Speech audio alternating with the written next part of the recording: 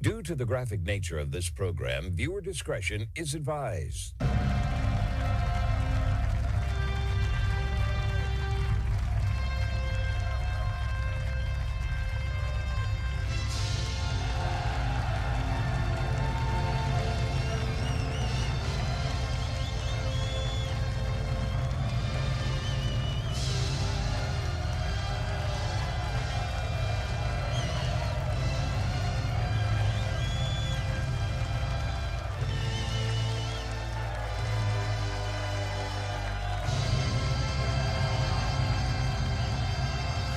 Welcome to the Marco Dre Show, everybody. It is Monday, November 17, 2025. Thanks for tuning in to today's show and starting your week off the right way to hear all the relevant groundbreaking news here in America and around the world, the only show where the facts are facts and hard truths thrive.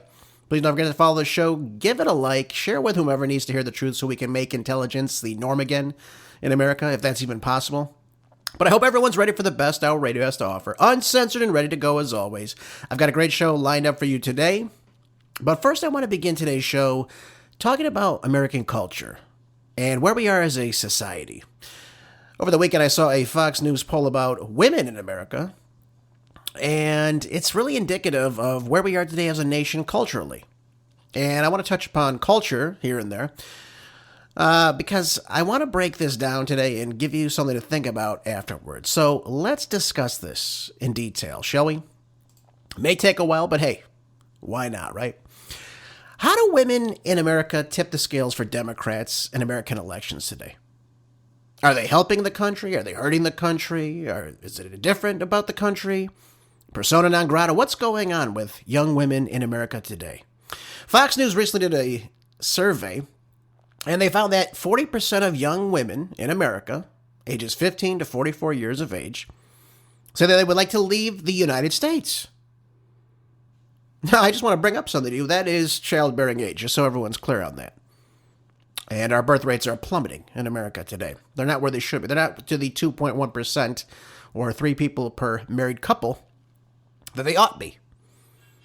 And now 40% of this demographic is saying that they would love to leave the country. Well, what does that mean? Now, some of you are saying, well, who cares? What's the big difference? What difference does it make? These are just attention-seeking, insane liberal women. Okay. Now, normally I might agree with that, except for the fact that this is the also biggest voting bloc today. The millennials, the Gen Zs by age, white voters by race, and of course women by sex, right? Obviously we made that distinction, or so we think we have, right? We don't know. Most people don't even know what a woman is today on the left. We're not sure. But this is who they're identifying with. So that makes this all the more complicated, right? So we have this huge voting bloc that's constantly voting further to the left. These are, in other words, they're young white women who are largely leaning to the left. So that's a big problem as well. Okay, so they believe paradise is somewhere else. Now, unlike their ancestry that came to the United States in the 18th, the 19th, the 20th centuries, or even maybe before that in search of religious freedom and a better way of life, they believe the better alternative is elsewhere. So who were these men, these women, these children that came in crowded ships? Yeah, being a huge gamble, by the way, to cross an ocean towards unknown certainty. And wooden ships with sails or even a small steamship in those times to come to a brand new world all alone. It was a huge gamble. But many of them took that because they wanted to get away from their tyrannical governments in Europe by and large. They had heard about America, the land of the free, and so they came and they worked. They built their communities and they contributed to them at the bare minimum. There was no social welfare programs to leech off of, no free daycare, no free lunch, no free housing vouchers back in those days, and most came here with nothing but the minor possessions they were allowed to bring, and the clothes on their backs, maybe a few dollars in their pockets. Yet somehow they succeeded by and large. They learned English, and if they didn't learn English, they damn well made sure that their children did. They were religious by and large, and they were free to practice their religion, or religions, as they saw fit. And again, in those early days, even in colonial times, by the way, the people that came here did not come for gold and wealth like we assume people do today. just for the economic benefits, but for freedom of religion. It was a totally different group of people. They were not the conquistadors in search of gold. They came for religion in that era.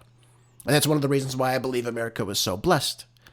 Now, of course, the California gold rush in the mid-19th century sent more people out west, but the main driver to come here, to America, was the freedoms people were allotted, and of course, never forget that the Protestant Catholic work ethic that built this nation into what it became.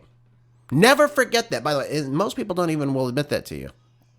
That's why they want to destroy religion in this country, too. They don't want that work ethic. But that's another topic for another day.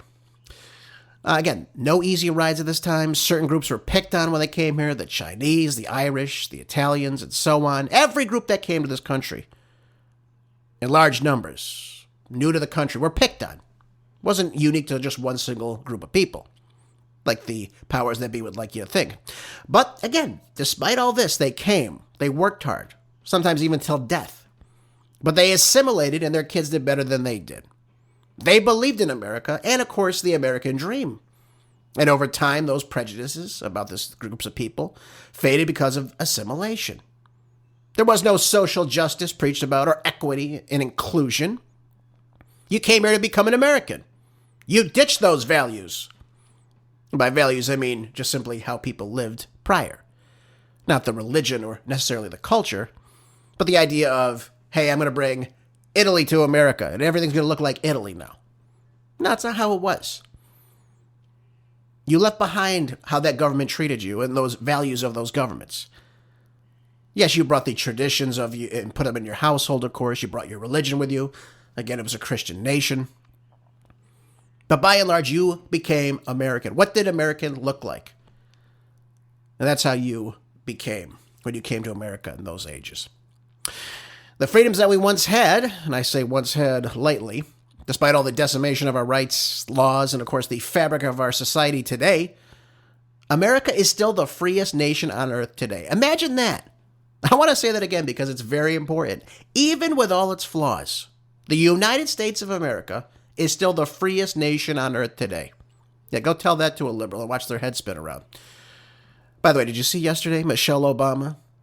So that America has to grow up before a woman becomes president. I find that very funny, because the last two women that ran for president on the Democratic ticket were completely unlikable, callous, irresponsible, and diabolical to America. They're America haters. Didn't matter Hillary would have gone after your men, your sons. So what, right? Doesn't matter if she would have destroyed the country economically, or that Kamala Harris couldn't even answer a question without laughing hysterically, or talking in circles like a moron, and had zero accomplishments after 25 years of public service. By the way, what the hell could Hillary Clinton point to that she did? What, Benghazi? What, being a senator in New York for what? A term, basically? Being the first lady? What the hell did she have, anyways? They get very common among California Democrat elites, by the way. Zero accomplishments after decades in so-called public service. But it's our problem. Not that you ran garbage, inexperienced candidates that nobody liked. We're just not mature enough, Michelle, right? Okay, yeah. Go back to your podcast that nobody listens to. Who the hell cares what these people say to us? But this is what they think of you. They think it's because you're immature, you can't accept that a woman would be president. This all comes back to one of my main points I'm going to get at in just a moment. Now, referring back to the survey, what causes this resentment of America? What caused these young, white, liberal women to spit on the country that they live in, that they were born in, and vote for a Mamdani, like in New York City, whose values are totally antithetical to that of the founding? And again, there's several reasons for Mamdani's victory in deep blue New York City, mostly economical. But when you have 70% of young Americans say that they no longer believe in the American dream, that's a big problem. And again, they're already voting Democrat, so hey, they're going to take a chance on the communist.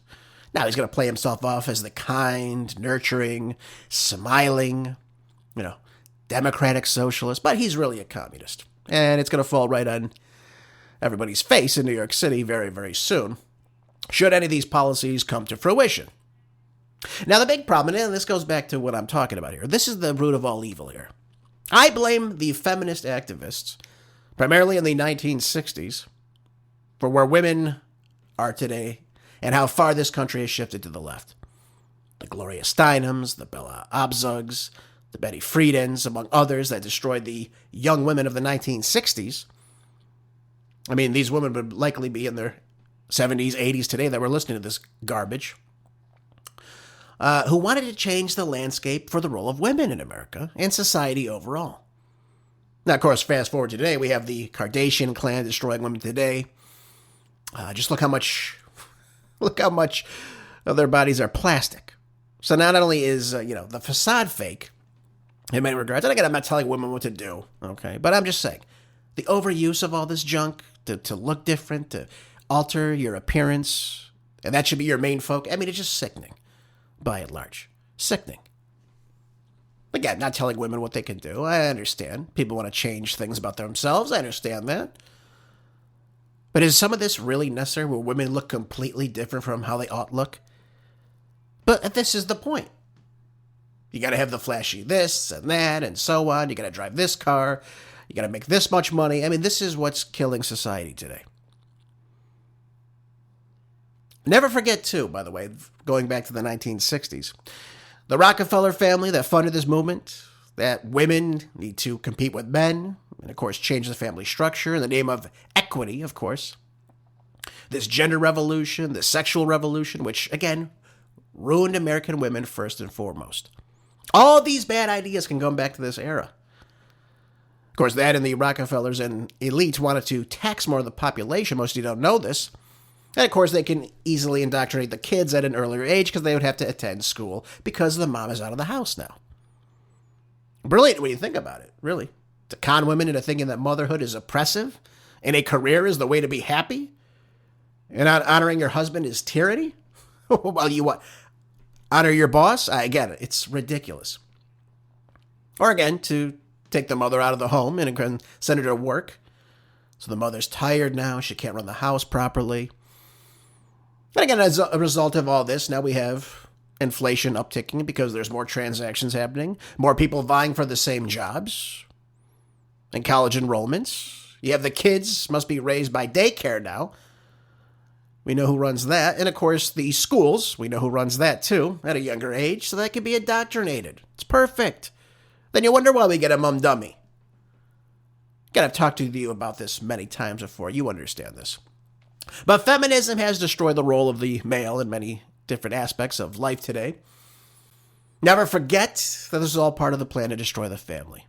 This is what it's all about. Then you wonder why half of marriages end up in divorce now. All by design. And again, they took God and prayer out of the public schools in 1962, when JFK was in office as well. That was a big loss in America.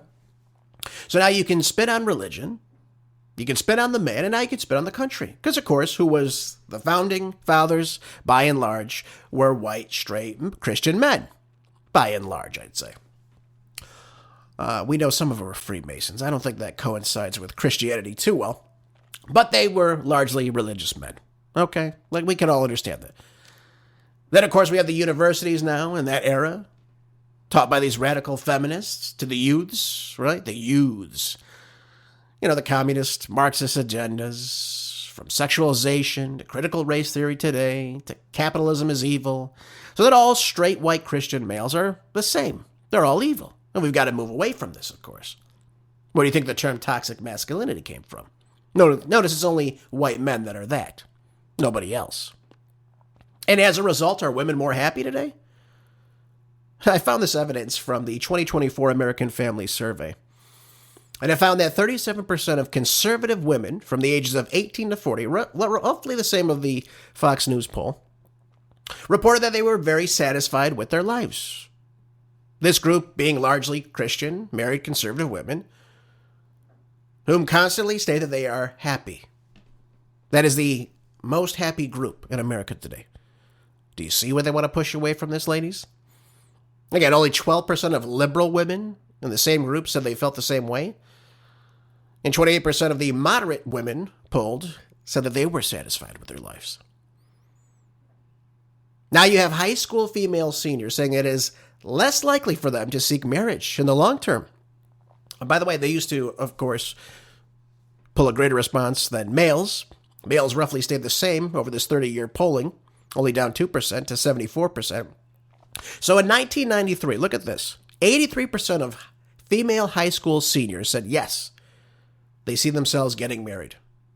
In 2023, only 61%. You see the trend. You see the indoctrination working. So what do women have to look forward to in modern feminism? It's a serious question. Just working and being alone, I suppose, leaving nothing behind in this world? No wonder liberal women, by and large, are unhappy. But again, it's been drilled into their heads throughout all these years of public schools, on television, entertainment, all this nonsense. And of course, this sickness that is abortion. As a human right, of course. Being preached to young women, which again is nothing less than murdering one's offspring, their children, for their own convenience. Why do you think I bring this up? This type of culture, or lack of culture to you? Again, because it's easy to virtue signal and run your mouth in a free country with the most capital in the world. But again, I think it's funny. They think that paradise is elsewhere.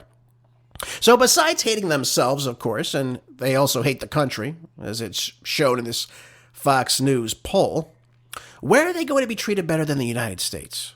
The UK? I mean, you can't even post or view Facebook posts if the state decides for you that you're committing hate speech. Yeah, isn't that good? Hate speech, right? Created by the left, of course, which is just censorship. They don't want you to discuss anything freely that they don't deem worthy. Or I guess they can look forward to the rapes by illegal invaders that are skyrocketing amongst the native female population, which is off the charts. Highest in the world, by the way, among all these groups that are coming in here. In Europe, the UK has the highest rate of rape. It's disgusting. And what's being done about it? Well, look, absolutely nothing. They're just kowtowing to these people. And again, if you complain because you're, obviously because you're racist. You can't call it because you would be considered a racist in the UK. How about China? Let's go to China. Let's go over to East Asia, where they have over 2 million Uyghur Muslims in concentration camps and a social credit score system. How would that fare for these big-mouthed white liberal women who criticize the government freely? You think you're going to do that in China? I think not. How about Nigeria, Sudan, where they're killing Christians en masse for not following their ideology? I'm sure women would thrive there, don't you? I mean, it would be funny if it weren't so nonsensical and idiotic to me. Which brings me to my next point here about what happened in Seattle in this mayoral race just last week. Listen to this. I mean, everyone was worried about Mamdani winning in New York City, and again, rightfully so. It's the biggest financial sector in the United States. So now we have Katie Wilson. I want everyone to meet Katie Wilson in Seattle, who bested the incumbent Democrat. She ran it as a Democrat as well. She's 43 and is a self-proclaimed bicyclist who runs an NGO called Transit Riders Union to better support, I guess, public transportation. With a budget of $220,000 they get from small donations. And now she's going to run a budget of $8.9 billion for the fiscal year of 2026. Isn't that wonderful? Now, I suppose her expertise in, not even running a lemonade stand would mask her incompetence as a do-nothing socialist. And of course, tendencies to run the city of Seattle. This is a woman who lives in a one-bedroom apartment, doesn't even have a real job. And by the way, I'm told up until very recently, she was getting a sum of $2,000 a month from her parents. I mean, this is a woman in her 40s with a child who's married. I don't understand this. They all seem to have this on their resumes, don't they? She's not even trying to throw the Bernie Sanders abbreviated Democratic Socialist label to ease any type of suspicion. She's just outright and bold about her leftism. And of course, her political mental illness. They're getting more brazen, this younger generation of candidates, aren't they, in the Democratic Party? So what's her plan for Seattle, folks? Well, again, she's a carbon copy of Mamdani, through and through. She tackles affordability. Again, this is what she wants to do with housing. This is what she says here. Take on Seattle's housing affordability crisis by building more affordable units and protecting renters. And again, how's she going to bring the builders together? She doesn't know how to do this. She's never run anything before. She has no idea. Maybe she can ask Chairman Bernie, the commie turd Sanders. Maybe she can look to Bernie. And they all look to Bernie for inspiration, don't they?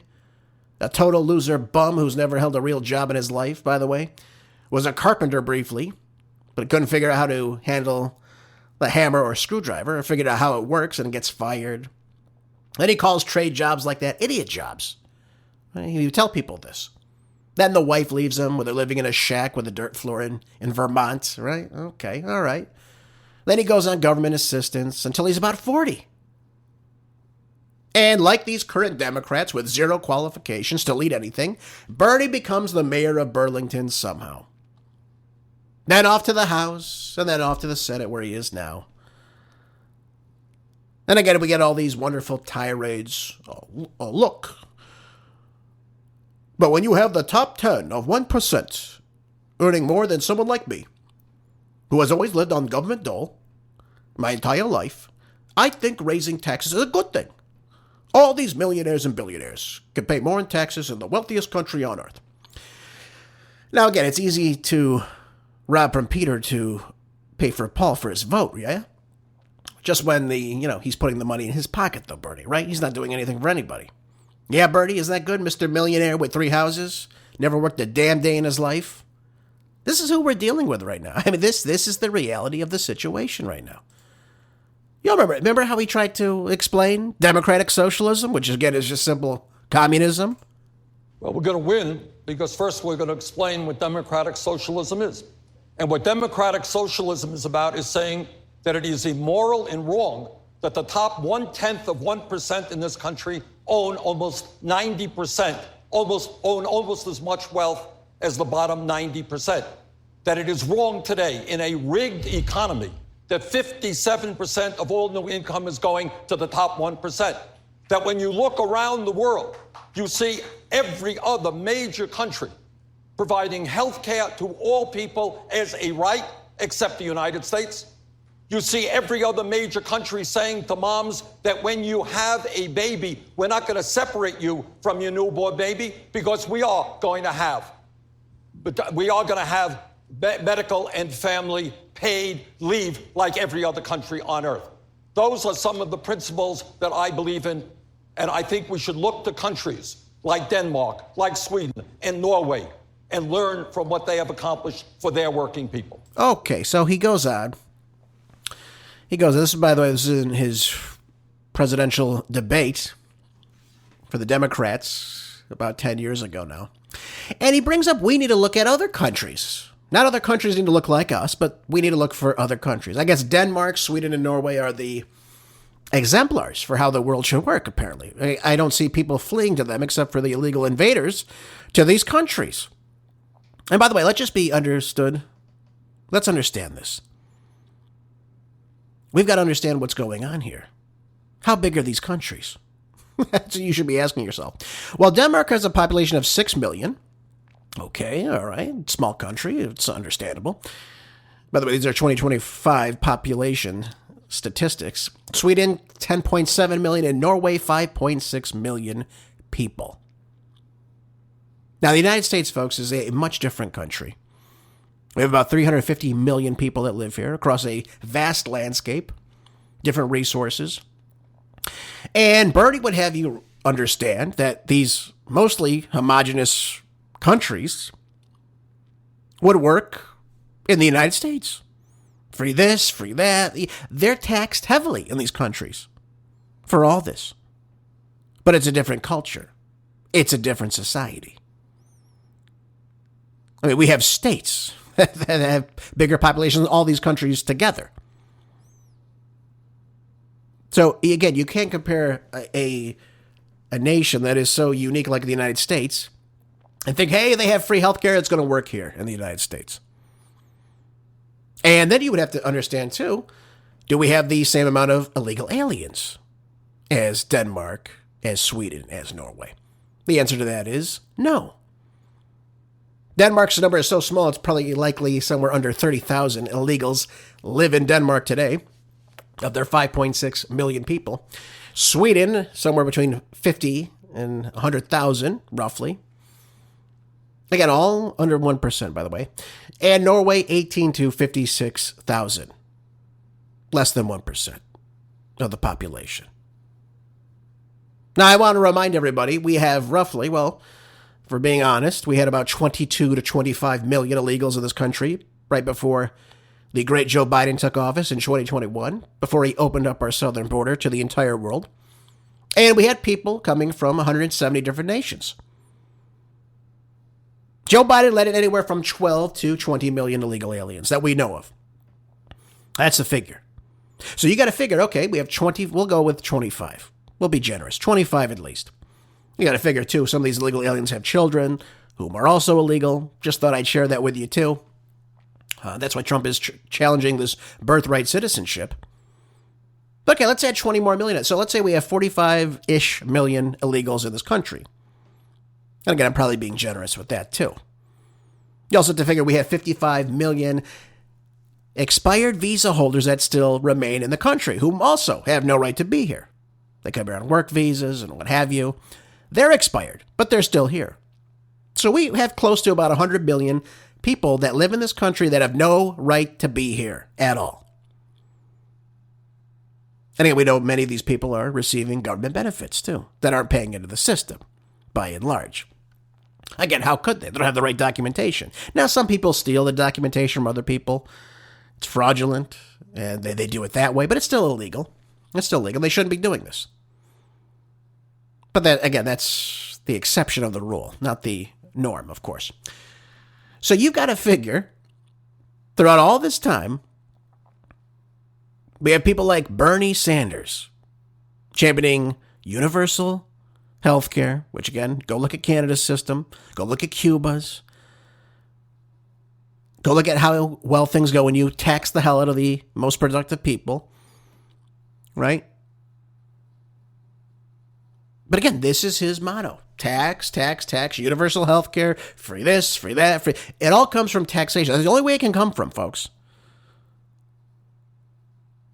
But this is all these Democrats' plans. They're not any different. Everything is exactly the same.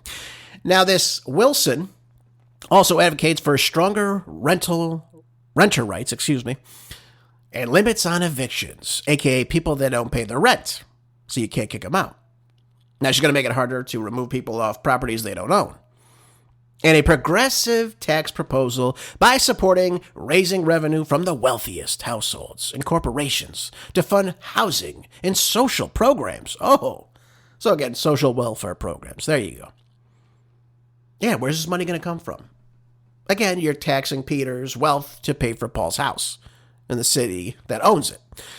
And she wants world-class mass transit. This woman's obsessed with transportation for some reason. I don't know why.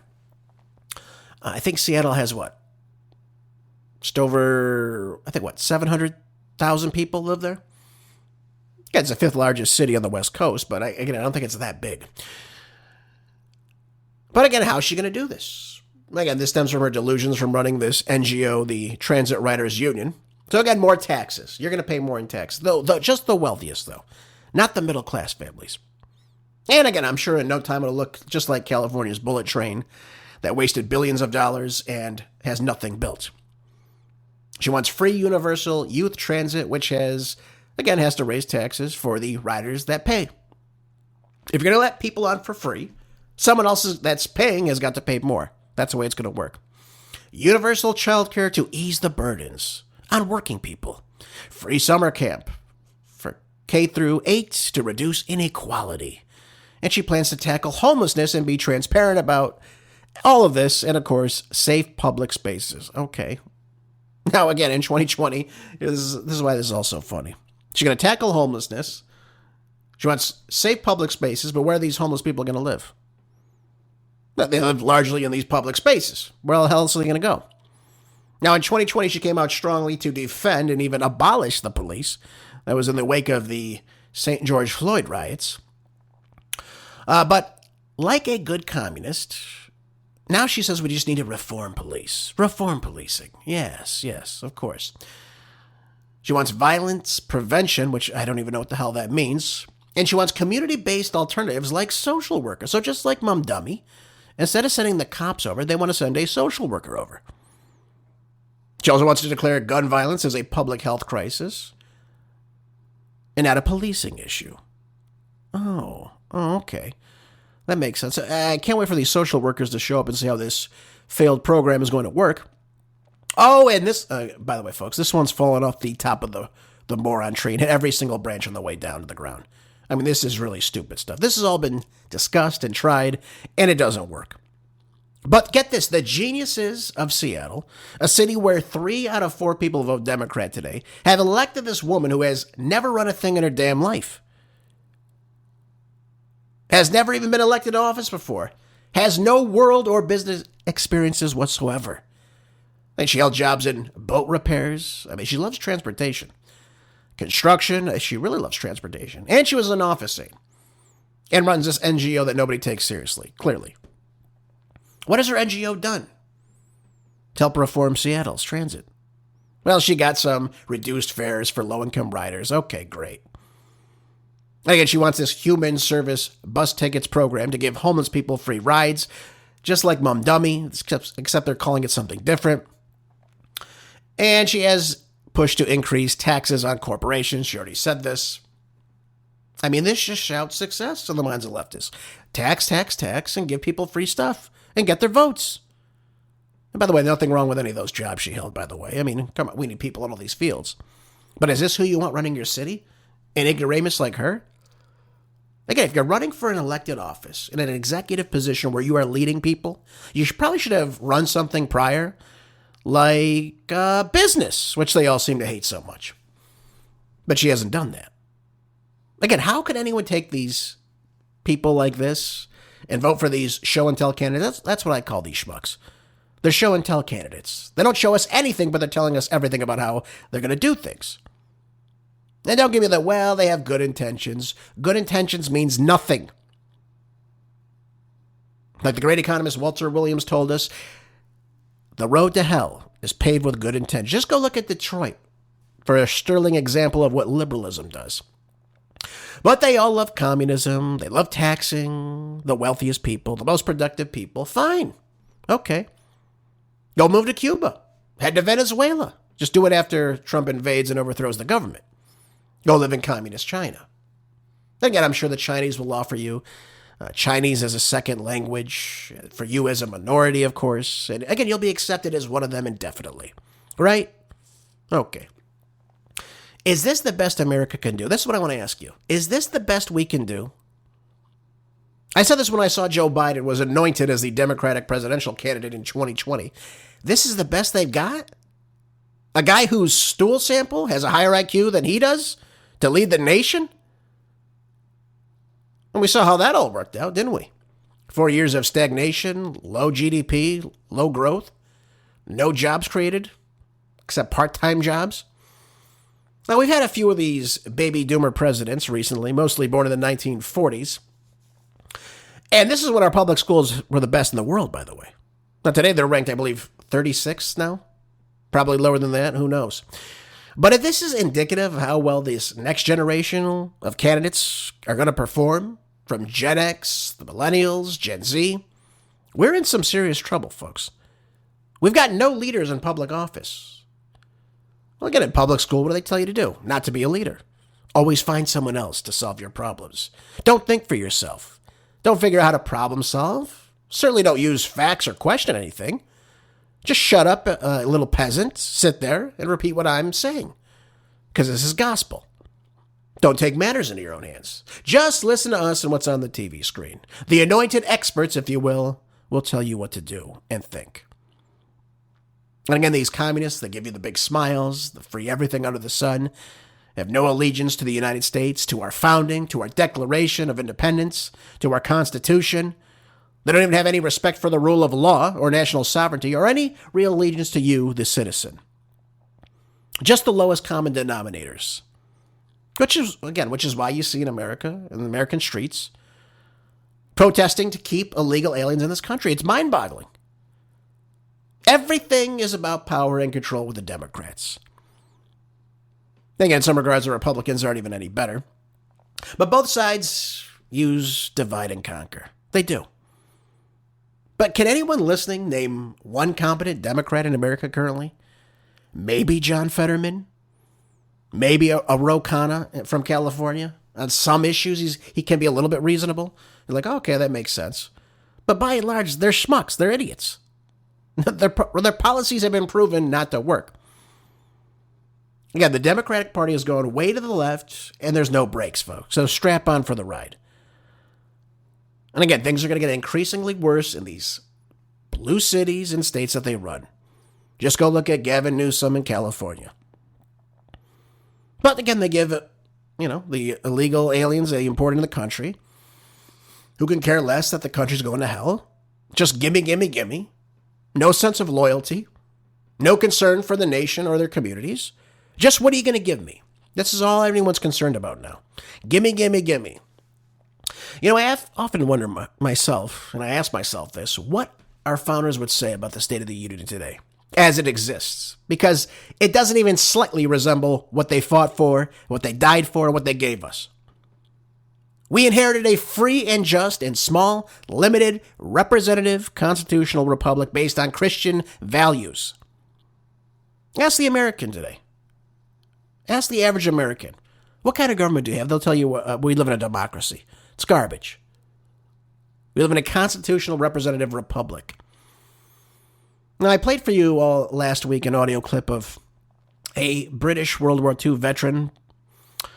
I believe his name was Alec. I forgot his last name. It begins with a P. I'm so sorry I forgot.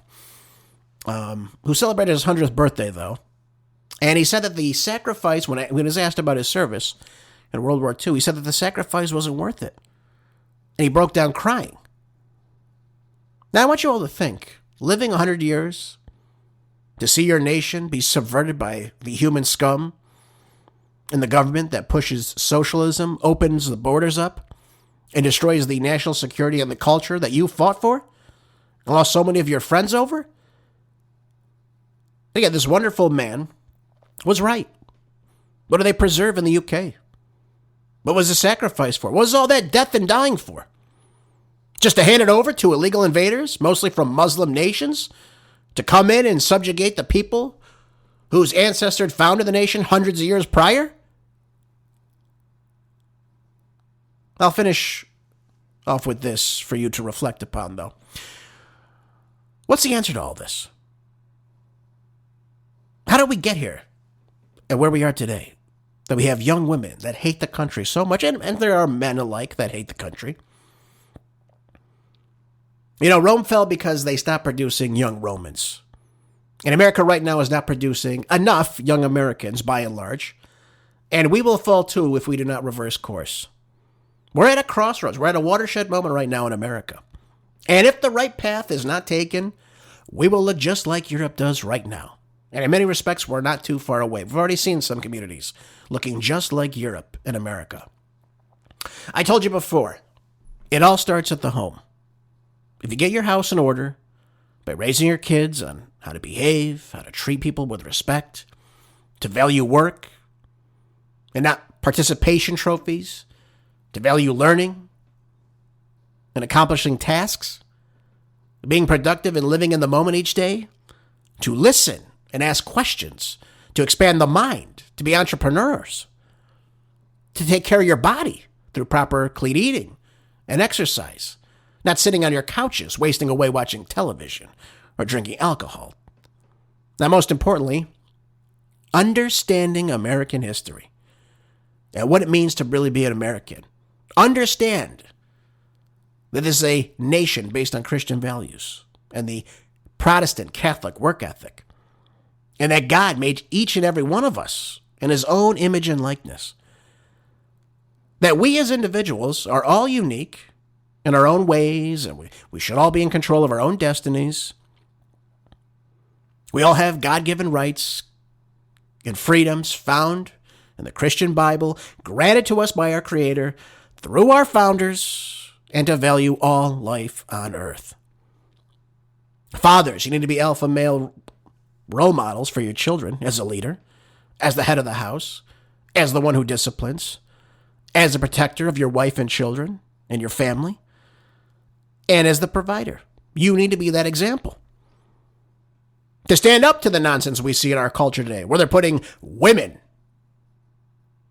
at risk by putting men who say they're women in sports, in their locker rooms, in public bathrooms. I mean, this should be fought against every single day. You're not going to put up with this. And mothers, you need to, of course, nurture your family, obviously honor and be loyal to your husband, and obviously he should be honorable and loyal to you as well. And again, take care of the home setting. Nurture your children. And if you're doing that, folks, you're doing the right things. One day at a time, these things happen. And again, you should also understand your own lineage. And again, embrace it, sharing it with your children. Going through life, not understanding your nation's founding or where your lineage has descended from is no way to go through life, folks. It's very important you understand whom you are, where you are from. It's very important. And again, stand up for what is right. Take a stand against evil, or we all fall together. And I don't know about you, but I don't want to fall like the Romans did. Okay? I don't want to do that. So I hope you've learned something in this little monologue I did for you. I hope you understand it.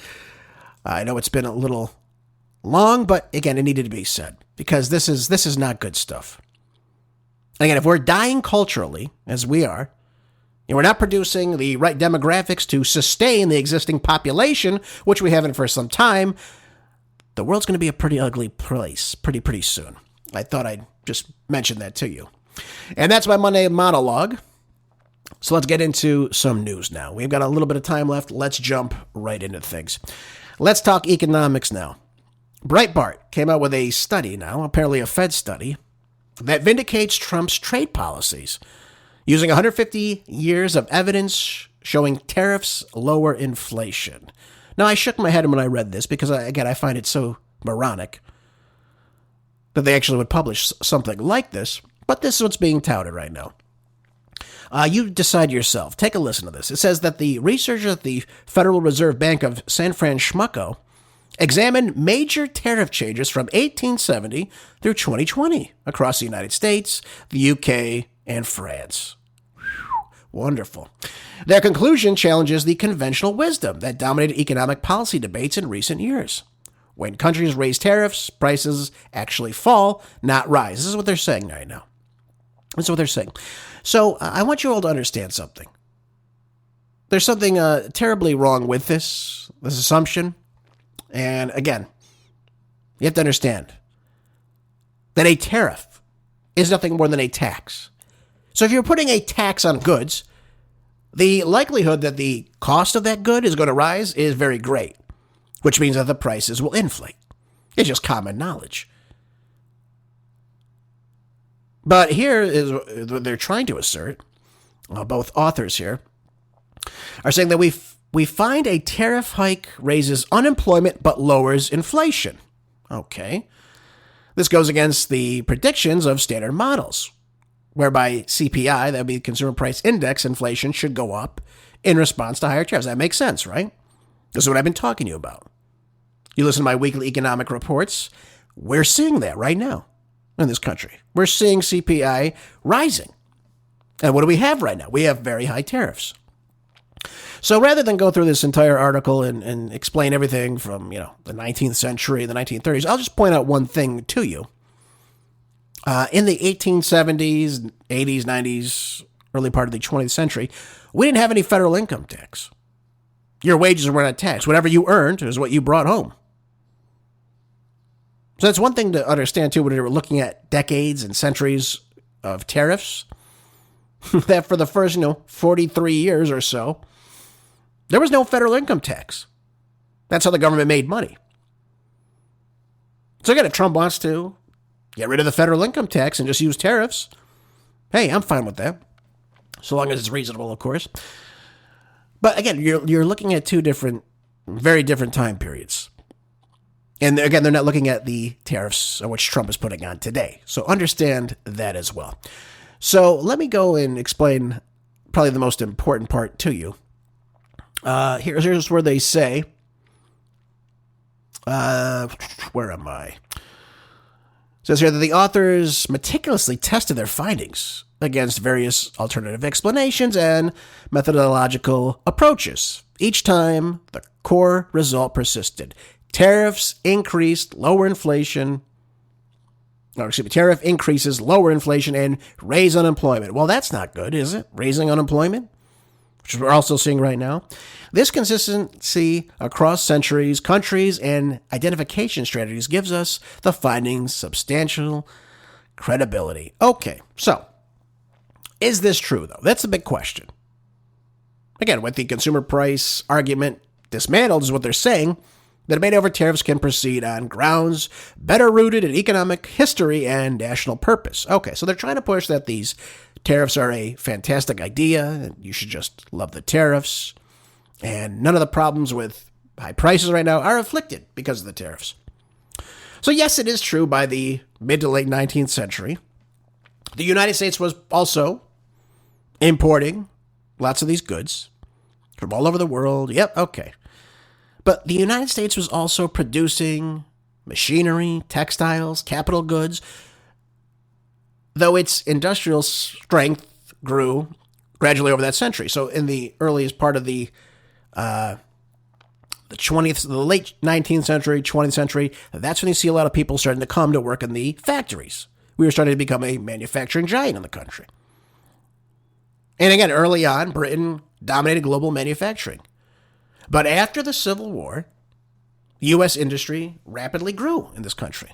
And again, by 1900, the country had become one of the world's leading producers of industrial goods. And again, you can just, go online and search. Do tariffs raise the costs to be carried over to consumers? Well, the Federal Reserve Bank in St. Louis, not in San Francisco, said that prices have risen noticeably since tariffs hikes earlier this year, diverging from overall inflation trends. Well, what happens when you put a 15% tariff, a 25% tariff, a 30% tariff on goods? Someone's going to pay that difference. Because if the producers just pay that, they're going to start losing out on profits. So again, it makes sense because tariffs are a tax on the producers, as I've told you time and time again, but that cost has to translate over to somebody else. And that someone else is you, the consumer. By the way, there was also a Lending Tree study estimated that if the 2025 tariffs had been in effect last year, right in 2024, Americans would have paid an additional $28.6 billion more for the holidays. An additional $132 per shopper. Again, this is what the existing tariffs that we're seeing right now. Look at things like automobiles, for example. U.S. automobiles like Ford, GM, Tesla face higher costs now because their supply chains rely on imported parts. And what are we doing right now?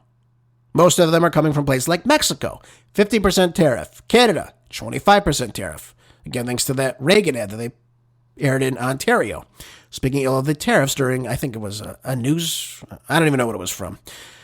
I don't pay attention to Canada too much, I'll be honest with you. But they aired it and Trump got mad, so he increased their tariffs. China, 30% or more. We know exactly how much we get from China, which is a lot. Japan, Germany, who's in a 2-year recession, I'm sure they're not going to eat up the cost, are they? And South Korea. So now the cars assembled in the United States that are these parts are coming from, America is affected by them as a result, as in raising the sticker price now because, again, those parts cost more.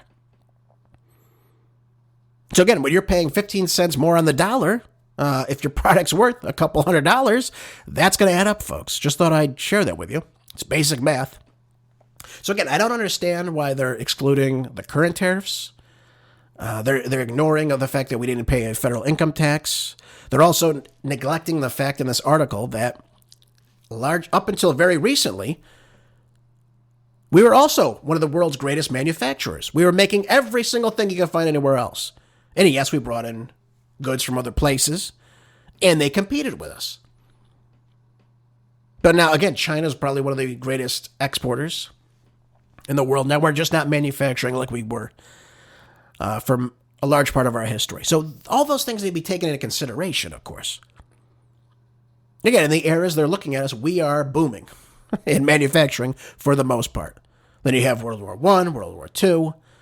You have most of Europe just being decimated by the war. Of course, then we became a bigger superpower, of course. We actually kicked Britain out of being the world superpower. And we were one of the biggest producers and exporters.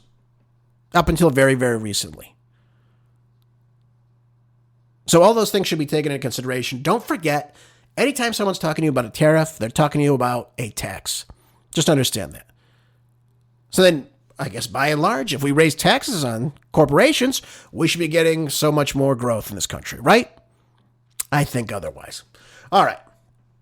Oh, by the way, this is an interesting article too. This is in ZeroHedge. It says Long Beach has moved $8.2 million. 8.2 million these cubicle units that they ship goods in for the first 10 months of 2025, ahead 4.1% year over year, on pace to better the 2024's all-time volume record of more than 9.6 million TEUs is what they're called. Those are those little containers you see all the time. And again, the port has maintained steady operations despite an uncertain outlook amid ongoing tariff and trade policies.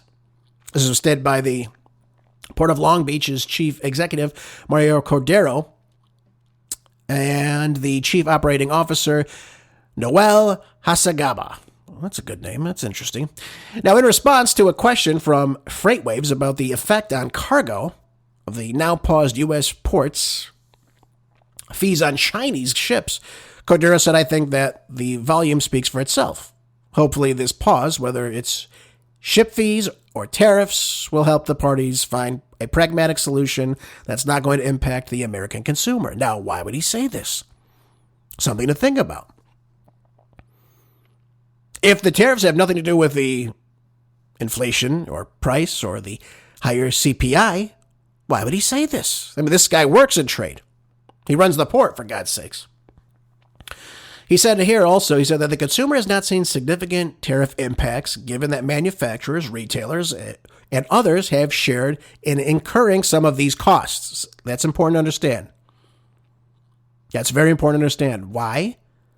Because they want to try to compete with other goods coming in from other places that aren't being tariffed so high. Or if they're made here in the United States. So sometimes they can eat up the cost for a little bit of time. We've seen this before. I've talked to you about this. He says, but that may change as we approach 2026. He says consumers will likely see price escalation in the coming months as shippers continue to pass along the cost of tariffs on goods, and a higher percentage of these costs will be passed on to the consumers.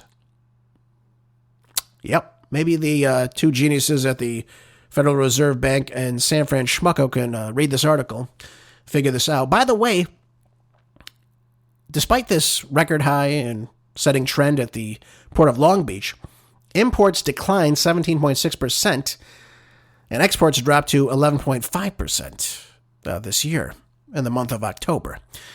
They said empty containers, an indicator of future import shipments, decreased 12.6%. Yeah, what's all that about? Well, the government shutdown had an effect on a lot of these things as well. So hopefully in time for the holidays, the end of the year, the shopping, we're not going to see any of these supply chain issues. I hope not, at least. All right. What's going on here? Well, look at this. Look at this. Again, this totally contradicts the Breitbart article I read to you. It says Trump drops tariffs on beef, coffee, and tropical fruits. That's interesting. Why would he do that? Doesn't he realize that we're going to pay less? This is a Newsmax. Says President Trump signed an executive order Friday to get rid of tariffs on broad swath of commodities, including beef, coffee, and tropical fruits. Why is he doing this? Because these are the main commodities where people are paying a lot. We're going to bring in beef from Argentina, right? That was the big thing. We're going to bring down costs. Instead of helping producers here produce more, increase their herd size, help with production costs, lower those production costs, we're going to bring in Argentinian beef after we just gave them $40 billion. Of course, that we printed out by the Fed. Coffee coming in from various parts are expensive right now. Again, a lot of it has to do with production in these countries. Sometimes there's natural disasters, there's droughts, and what have you. So we're paying more for coffee, by and large. So he's going to drop tariffs to help quell the pricing. And same thing goes with tropical fruits. Okay, where obviously we don't produce tropical fruits in the United States, so we have to import them from other parts of the world. But again, this just shows you it's part of this response to pressure, take the pressure off consumers who complain about these high prices. So again, if tariffs reduce the CPI, the inflation, the cost of goods, why are we taking the tariffs off, folks? Why are we doing this? It's because a tax on anything over time is going to start raising prices. Trump sees that. I've read it to you many times before. And again, time and time again, we're seeing this. So be careful what you read, especially about the economy and especially what you read about tariffs. Despite bringing billions of dollars in tariffs, those price exchanges are going to come on to you, the consumer. So please understand that. It's very important we don't get sideswiped by all this, especially the propaganda they try to put out there. And again, I like Breitbart, but again, that article was very, very misleading, I think. Again, anyone can take data and look at things and just keep switching things around and get a result they want. And many times, anyone could do it. But we've got to look at the main issue. What are we seeing in this trend right now? We're seeing prices slowly, not considerably, but slowly going up. And again, as a result of these tariffs. All right, on the Hill, too, by the way, speaking of economics, it says USDA head says everyone on SNAP will now have to reapply. Oh, what's going on here? Government malfeasance? Fraud? What's happening? What did Brooke Rollins say on Thursday?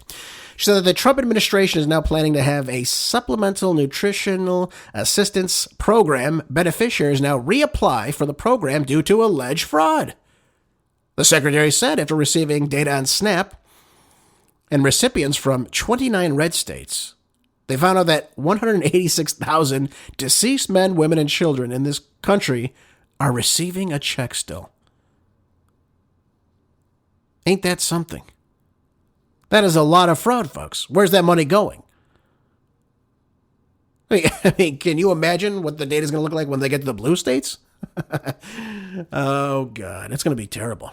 Again, this is why they need to... I'm making a comparison here. This is why they need to, obviously, clean the voter rolls off every once in a while, folks, I think. When you haven't done it for decades, I think it's a little bit ripe for fraud. Just thought I'd bring that up to you as well. Oh, and by the way, she also revealed that 500,000 people are receiving SNAP benefits 2 times under the same name. I mean, again, it gets worse and worse. She was on with Laura Ingraham last week. Listen to this. And 20 plus others did not, and we're suing. We're in litigation right now. But of the 29 that complied, what we have found is staggering. 500,000 people getting benefits 2 times under the same name. 5,000 dead people. 80% of the able-bodied Americans, meaning they can work, they don't have small children at home, they're not taking care of an elderly parent, they can work and they choose not to work, of course, because they're getting significant benefits from the taxpayer. So this light, Laura, that has now been shined on what is perhaps one of the most corrupt, dysfunctional programs in American history that we are working now. Very big announcements coming next week on this. We are cracking down. We now have a plan to fix it. And we're really, really excited about doing that for the American people. Isn't that great? Your American taxpayer dollars are right at work. Isn't that wonderful? By the way, they're also doing things with fraud in this aspect. They're taking these EBT cards. And of course, if you're someone getting extra benefits or just simply stealing it, well, you're going out and you're selling it on different platforms for half the price. And why not? You sell a card for, what, $10,000 worth? And sell it for $5,000. Put it in your pocket. See how that's working out? It's amazing how these things work out in this country. It's absolutely amazing. We can't see the government malfeasance and, of course, the fraud that exists in all of these great society programs. Isn't that right, folks? Yeah. Well, folks, I hope you enjoyed the show today. I know I was a little long-winded on the cultural issues that we're facing in this country, but we need to address them. They need to be addressed and they need to be talked about in this country. We can't ignore them. So I hope you'll share the show with some friends today. Hope you will give the show a listen, a like, and, of course, make sure you keep your house in order, folks. Always. Thanks for being here, folks. I'll see you tomorrow on the next Marco Dre Show. Until then, be good, stay busy, and God bless.